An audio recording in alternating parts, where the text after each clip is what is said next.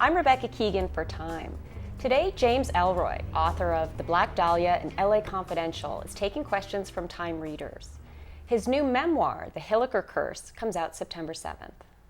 Thanks for being with us, James. Rebecca, what's shaking? Not much. We've got some questions for you from Time readers. The first one comes from a reader in Walla Walla, Washington. Does it help you to grieve the murder of your mother when you were a child to write about crime and criminals? My mother's death induced in me a tremendous curiosity for all things criminal. And it was not a curiosity that I could sate by reading. I had to proactively go out, observe, and write about it. Perhaps you could explain the name of your book, which pertains to this, The Hilliker Curse. What does that refer to? My mother's name was Jean Hilliker. She dropped the Ellroy when she dumped my dad in 1955. On the occasion of my 10th birthday in March of '58, my mother said this: "You're a young man now. You can live with your dad or with me. It's your call. What do you choose?" I said, "I want to live with my dad." She hit me brutally. I fell down, gouged my head on a glass coffee table. I recalled a book I'd recently read on spells and witchcraft, and I issued the Hilliker Curse. I summoned her dead. She was murdered, an unsolved case, 3 months later. It's a burden of guilt that I have carried for over a half century. What dictates the style of prose for your novels? I love the hard-boiled school of language. I love scandal language, chiefly alliteration. I love racial invective. I love Yiddish. I love language that is vulgar, that lives on the page. The Hilliker Curse is a ruminative book, a very introspective book, a religious book, and it is written in the hard-boiled language. It's full of alliteration and profanity. Thus, it exemplifies both the sacred and the profane. This question comes from a reader in Pretoria, South Africa, who asks, are people born good writers? No. You have to read, read, read, read, read, read, read, read, and read.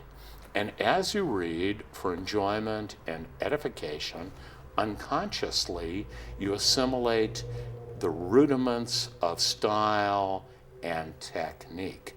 And when it comes time for a person to begin to seriously write, they either have it or they don't. The level of artistry can be enhanced, chiefly through hard work, but you read, read, read, read, read, read, read.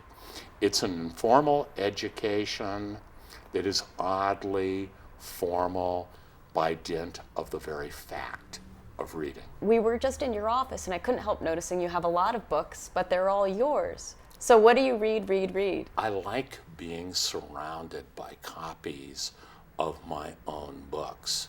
I feel like a predatory animal in his den, and it keeps me focused.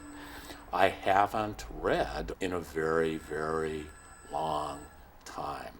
I fear and dislike intrusions. I live in like a world of my own cultural creation, and it works for me. This question comes from a reader in Sweden who asks, will you ever write a story about our time and stray from the 50s and 60s in your storytelling? No. Why not? I've ignored the culture for years. It holds no sway for me. I like going back to long gone times and rewriting history to my own specifications. I love going back and being somewhere else.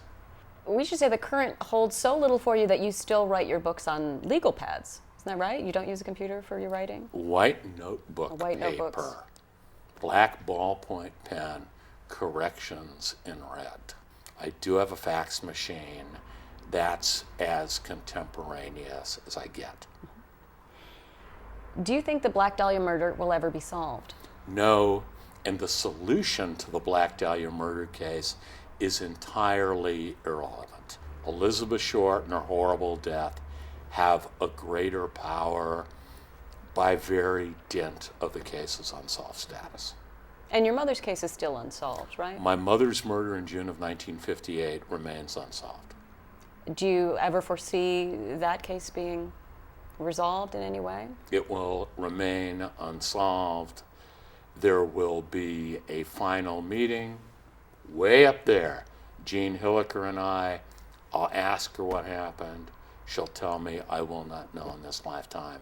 It's just fine. Well, thank you very much. Rebecca, it was a gas. It was great, dog. Yes.